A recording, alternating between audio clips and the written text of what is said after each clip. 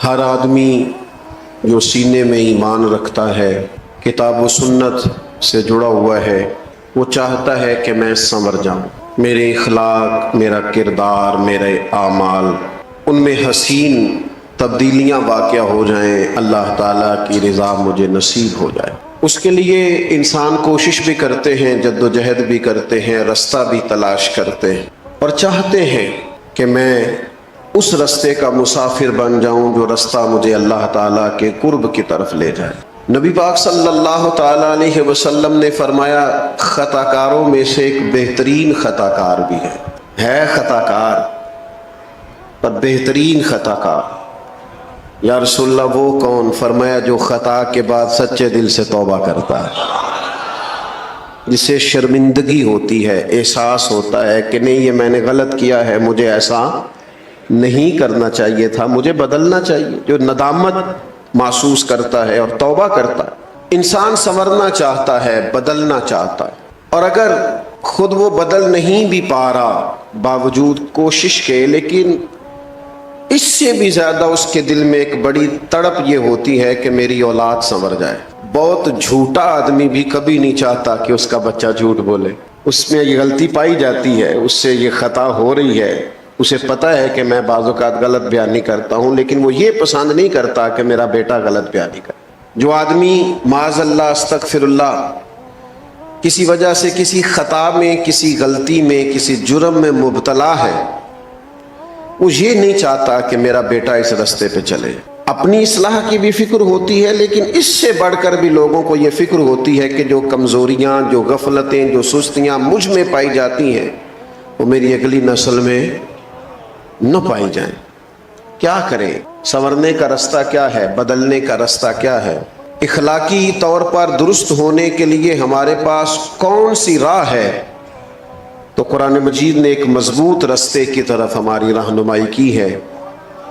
فرمایا یا ایھا الذین آمنوا اتقوا اللہ وکونوا مع الصادقین، اے ایمان والو اللہ سے ڈرو اور سچوں کی سنگت اختیار کرو، صادقین کے ساتھ بیٹھو۔ اللہ کرے آپ موبائل کم دیکھیں اور میری بات زیادہ سنیں، آمین تو کہیے گا۔ دعا تو مانگی جا سکتی ہے نا جی، کیوں جی؟ قبولیت ہو جاتی ہے، اللہ قبول کرنے والا ہے۔ موبائل آپ کے پاس رہنا ہے اور میں نے جانا ہے، لیکن آپ کی ساری توجہ موبائل پہ۔ اللہ تعالیٰ آپ کو جزائے خیر دے، 2-4 لوگ بنا لیں، باقیوں کو دے دیں، اتنا ہی کافی ہوتا ہے، سب کو یہ کام نہیں کرنا چاہیے۔ فرمایا اللہ سے ڈرو اور سچوں کی سنگت اختیار کرو۔ یہ جو صالحین کی صحبت ہوتی ہے جو دلوں میں تقوی پیدا کرتی ہے۔ 10 لوگ ایک جگہ بیٹھے ہوں اور 9 اٹھ کے نماز پڑھنے چلے جائیں تو امید ہے 10واں بھی بیٹھا نہیں رہے گا، وہ بھی کہے گا یار اب سارے جا رہے ہیں تو مجھے بھی جانا چاہیے۔ اچھے لوگوں کی سنگت، اچھے لوگوں کی صحبت، اچھے لوگوں کے ساتھ اٹھنا بیٹھنا یہ انسان کے اندر مثبت تبدیلیاں لاتا ہے۔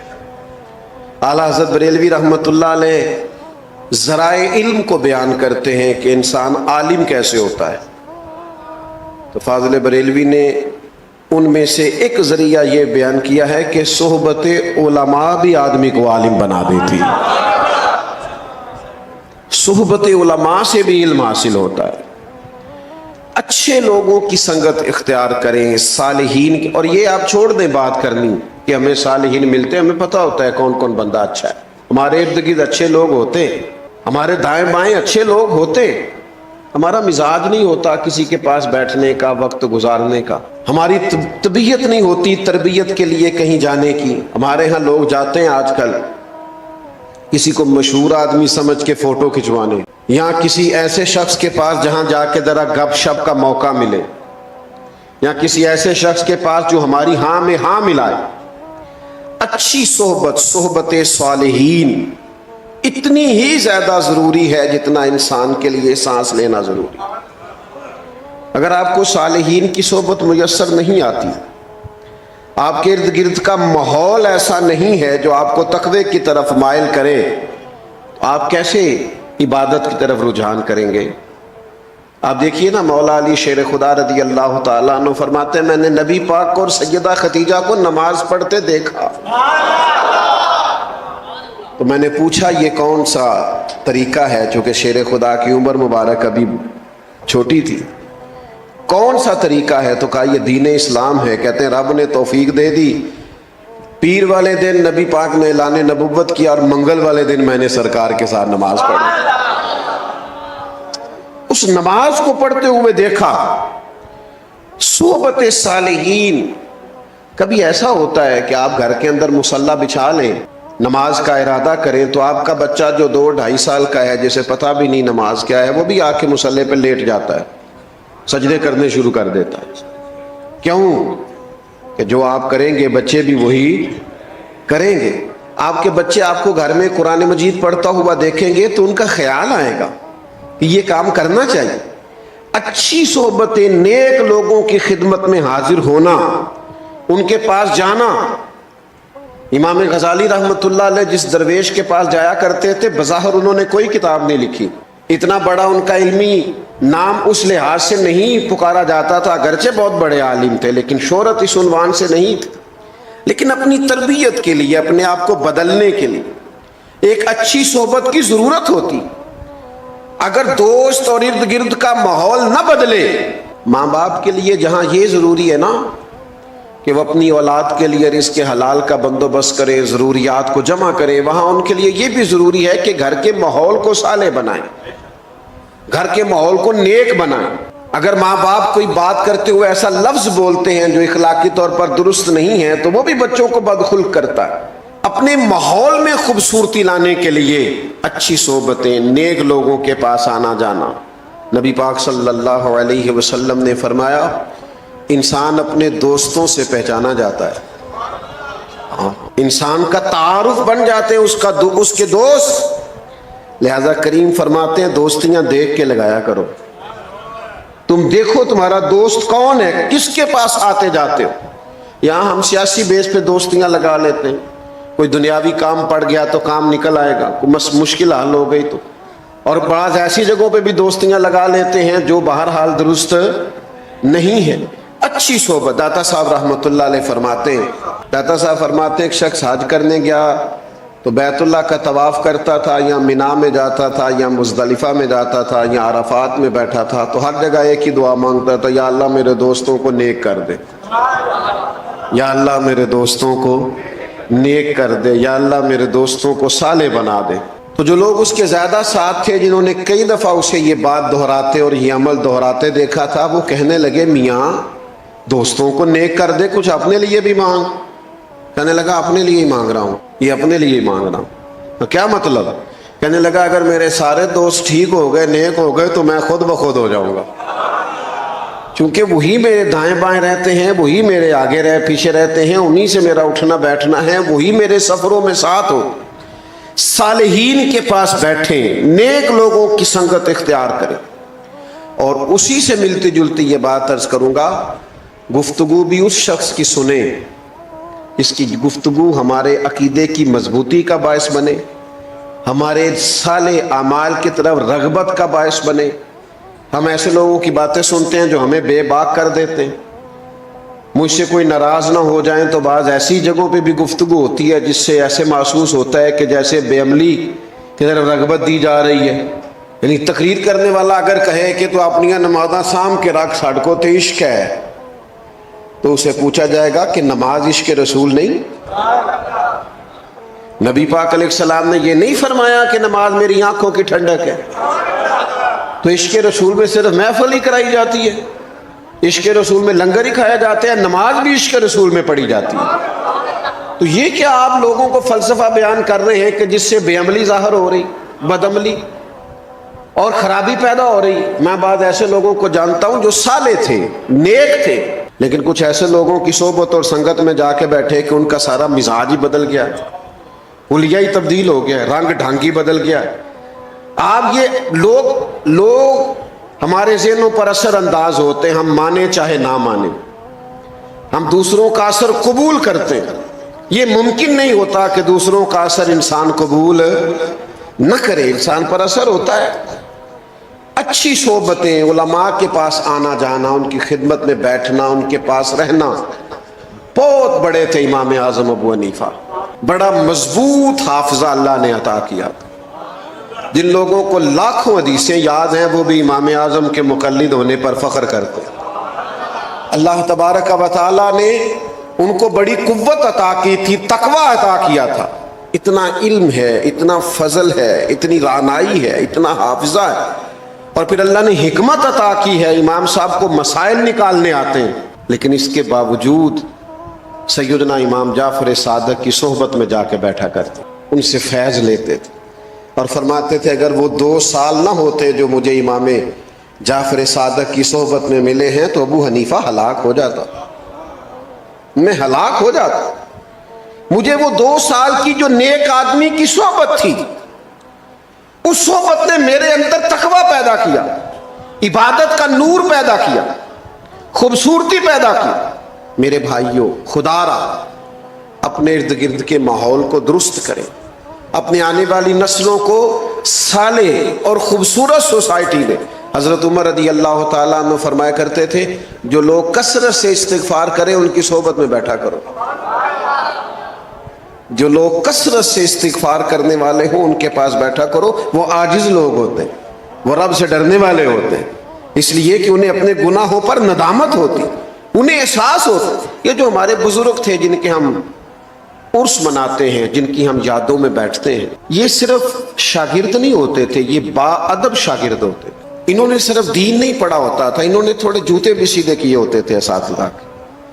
یہ منسلک ہوتے تھے، فخر کرتے تھے اپنے مشائخ کی نسبتوں پر، اور پھر یہ کہیں مرید بھی ہوتے تھے، کہیں انہوں نے تزکیہ نفس کے لیے بھی وقت گزارا ہوتا، کہیں اخلاقی تربیت بھی کی ہوتی تھی.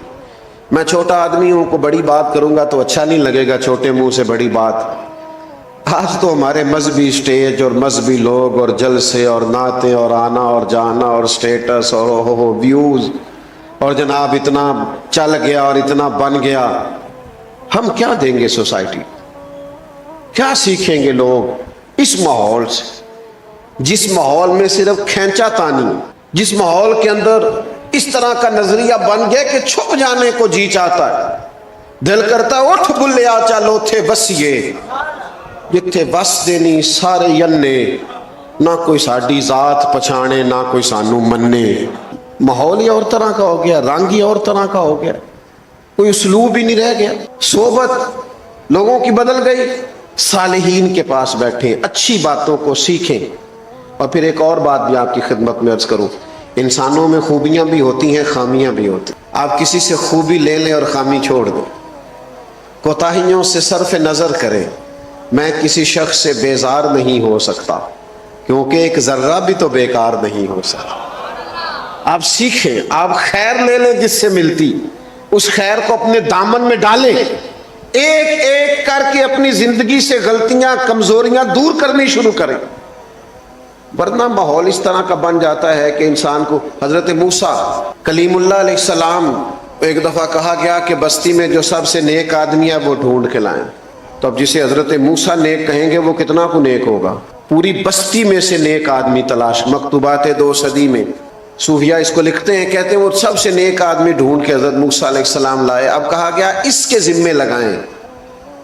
حضرت موسیٰ نے اس کے ذمے لگایا کہ بستی میں سب سے گناہگار بندہ ڈھونڈ کے لاؤ. نیک آدمی کے ذمے لگایا کہ سب سے، میرا خیال ہے یہ میرے ذمے لگتا تو 2 بندے نیک بچنے تھے، ایک میں، ایک جو میرے پیچھے ہاتھ باندھ کے چلتا ہے، باقی سارے گناہگار تھے. جو میری ہاں میں ہاں نہ ملا ہے. آپ ناراض نہ ہونا، آج کل لوگ حق پرست نہیں ہوتے، گروہ پرست ہوتے، اپنے اپنے گروہ کو سپورٹ کرتے ہیں، حق کو نہیں. معاذ اللہ ثم معاذ. حضرت کلیم علیہ السلام نے اس سے کہا کہ تو گناہگار کو ڈھونڈ کے لا، تو وہ کہنے لگا حضور مشکل کام ہے، میں نے وہ اینک لگائی نہیں جس سے لوگوں کے گناہ نظر آئے. فرمایا نہیں بس ایک کو پیار کی بات ہے، میں تجھے کہتا ہوں. تو اس بندے نے نظر ڈالی اور کہا مجھے 3 دن کی مہلت دے، میں ڈھونڈ کے لاتا ہوں.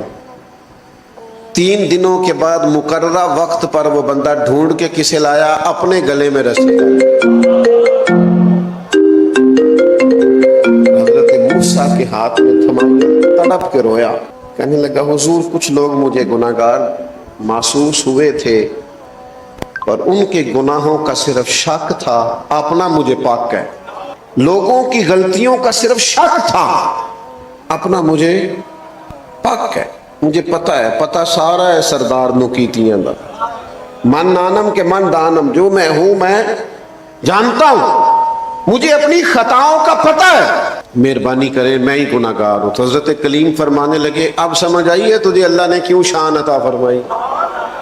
मेरे भाइयों, अच्छी सोहबतें, अच्छी संगतें, अच्छे लोग। मैं थोड़ी देर पहले एक जगह पे अर्ज कर रहा था, लोग कहते हैं पीर बड़े जाली हैं, तो मैं कहता हूं कोई मुझसे नाराज ना हो जाए तो मुरीद भी बड़े जाली है। होए उन्हें नाराज हला, मैं पहला गुजारिश की सी ना होया जे, मुरीद भी बड़े, हाँ नाराज ना होना। अगर कोई तगड़ा पीर समझ के मुरीद हो गए हो तो जाली मुरीद हो। हाँ हाँ, अगर किसी सियासी बेस पे बैत हो गए हो तो जाली मुरीद हो। मुरीद भी जाली क्यों कि तू इसलिए मुरीद हो गया है कि मैं तवीज अच्छा मिल जाएगा और काम चल जाएगा, इसलिए मुरीद हो गया कि ओ हो रश बड़ा है तो जरा मामला आगे चला जाएगा। वो सैकड़ों साल पहले हजरत सुल्तान बाहू ने कहा था रब दा तालब कोई नहीं मिलया, ये जो मिले तालब जरदा हूं, ये तो माल के तालिब है, रब दा तालब कोई नहीं मिले, जो मिले तालब जरदा हूं, ये तो माल के लिए आए। ये तो चाहते हैं कोई ऐसे, कोई पीर साहब कोई ऐसा तावीज दे जो गले में रखो नोट खत्म ना हो। ये तज़किया नफ्स के लिए तो आए नहीं, तरबियत का तो मिजाज ही नहीं, सीखना तो चाहते ही नहीं। और फिर मैं क्या अर्ज करूं, जब पीरों की लड़ाइयां मुरीद सुलझाएंगे तो उनकी तरबियत थोड़ी होगी, उनकी कोई तरबियत होगी, उन्हें तो पता चल जाएगा कौन कौन अपने नफे के लिए मुझसे क्या करा रहा। अच्छी सोहबतों में बैठे और सालिहियत का मिजाज इख्तियार करें। मैं और आप जिस मुआशरे में वक्त गुजार रहे हैं, ये मुआशरा हुजूम बनता जा रहा है। हर आदमी एक नई सोच और एक नया जाविया निगाह पेश करता है। उलझे हुए ख्यालात, बिखरी हुई सोचें, वसवसों का गलबा, टूटती बिखरती बातें, छोटी छोटी गिरोह बंदियां, छोटी छोटी अहले हक के अंदर भी छोटे छोटे ग्रुप, ये अंदाज दुरुस्त नहीं है। अपने बुजुर्गों की सोबत इख्तियार करें, अपने बुजुर्गों की कुतब का मुताला करें, आप उन चीजों को देखें जो आपके अंदर मुस्बत तब्दीलियां पैदा करें, अपने अखलाक को संवारने के लिए, किरदार को संवारने के लिए, लबो लहजे को बदलने के लिए। आप अल्लाह के बंदे जो होते थे उनकी खिदमत में जो बैठता था उसका रंग बदलता था। मैं बस बात समेटने लगा हूं, आप तवज्जो फरमाइएगा।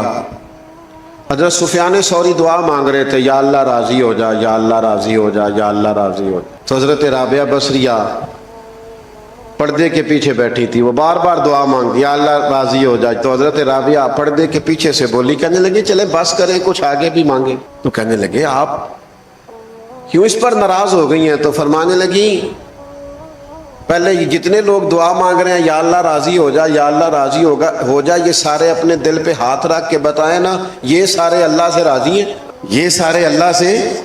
क्योंकि कुरान मजीद का उसलूब ये है कि रदी अल्लाह अन्हुम व रदू अन ज़ालिकल फौजुल अज़ीम।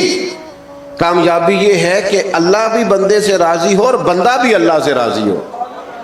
वो सुबह शाम शिकवा ना करे कि ये नहीं मिला, ये नहीं मिला, ये नहीं मिला। तवज्जो है आपकी मेरी बात? वो हर वक्त शिकवा ना करे, बल्कि अल्लाह बंदे से राजी हो और बंदा भी अपने अल्लाह से। और नबी पाक अलैहिस्सलाम ने फरमाया तू रब के दिए हुए थोड़े रिज्क से राजी हो जा, वो तेरी थोड़ी इबादत से राजी हो जा। राजी रहना सीखे। बड़ा ही शिकवा है लोगों की जुबानों पर, बड़े ही शिकवे। हमने तो किसी को छोड़ा नहीं, ना कोई इदारा छोड़ा है पाकिस्तान का, शिकवा कर करके, एतराज कर करके, ना कोई जमात छोड़ी है, ना कोई मजहबी आदमी को मिलता है आपको जो ठीक हो, कोई नहीं।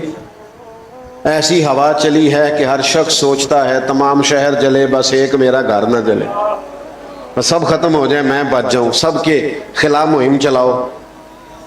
शरीफ रखें जी, थोड़ी देर बात करने दें, आपका इंतजाम बड़ा अच्छा है, बस बात खत्म हो गई, अल्लाह आपको सलामत रखे। ये बात मुकम्मल कर लूं और बात को समेटता हूं। भाइयों, अल्लाह की रजा पे राजी रहना सीखें। हर शख्स की हर मकाम पर जरूरत है। ये कोई इज्जत नहीं है हमारे यहाँ ये इल्ला माशाल्लाह साउंड चलाने वाले की। कभी किसी ने स्टेज पे बैठे देखा उसके गले में कभी किसी ने हार डाला है? लेकिन अगर साउंड ही ना चले, महफिल चलती है तो कदर मानो ना, इसकी भी कोई कदर है।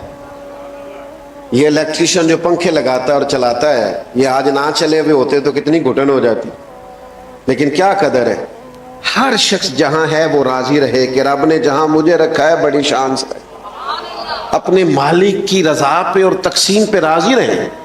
میں اکثر محبت سے دوستوں سے کہا کرتا ہوں کہ خدا جانے بلندی ہے کہ پستی، خدا جانے بلندی ہے کہ پستی، پر جہاں میں ہوں وہاں کوئی نہیں ہے، جہاں میں ہوں وہاں کوئی نہیں ہے، یہ بطور شکر کے کہتے ہیں۔ تو اچھی صحبتیں اختیار کریں، ان لوگوں کے پاس بیٹھیں جن کے پاس بیٹھنے سے شکر مزاج میں پیدا ہو، صبر پیدا ہو، تحمل پیدا ہو، بردباری پیدا ہو، عبادت کا ذوق پیدا ہو، اللہ کی طرف رجوع کرنے کی طبیعت پیدا ہو۔ نکل آئیں کیمروں کی دنیا سے باہر، اور نکل آئیں آپ لائکس اور کمنٹس کی دنیا سے باہر، اور مہربانی کریں دنیا شیشوں کے اندر نہیں، شیشوں کے باہر ہے، باہر نکلیں، حقیقت کی زندگی گزاریں۔ اللہ کے حضور دعا کرتا ہوں اللہ تعالیٰ اس آستانہ نور کو آباد و شاد رکھے۔ عزیز دوستو، قرآن مجید میں اللہ تعالیٰ نے نبی کریم علیہ السلام کے وہ صحابہ جو سابقون الاولون ہیں، جو بالکل آغاز میں ہی دائرہ اسلام میں حاضر ہوئے، نبی کریم علیہ السلام کی صحبت بابرکت سے بالکل شروع میں فیض یاب ہوئے، ان کا ذکر فرمایا والسابقون السابقون، سبقت لے جانے والے سبقت لے ہی گئے، اولئک المقربون، فرمایا یہی وہ لوگ ہیں جو اللہ کے قرب والے، یہ قریب کے لوگ ہیں۔ عزیز دوستو، وہ لوگ بڑے خوش نصیب خوش بخت قرار پائے جنہوں نے نبی رحمت صلی اللہ تعالیٰ علیہ وسلم کی خاص نگاہ کرم سے فیض پایا اور پھر آسمان ہدایت کے ستارے بن کے چمکے۔ اگرچہ تمام صحابہ کی عظمتیں، تمام کی بلندیاں اور تمام کی رفتیں اتنی زیادہ ہیں کہ کسی ایک صحابی کا بھی مرتبہ و کمال بیان نہیں کیا جا سکتا، لیکن خلفائے راشدین جن کو چار یار کے نام سے بھی امت میں یاد کیا جاتا ہے، ان کی فضیلتوں اور عظمتوں کا کیا کہنا۔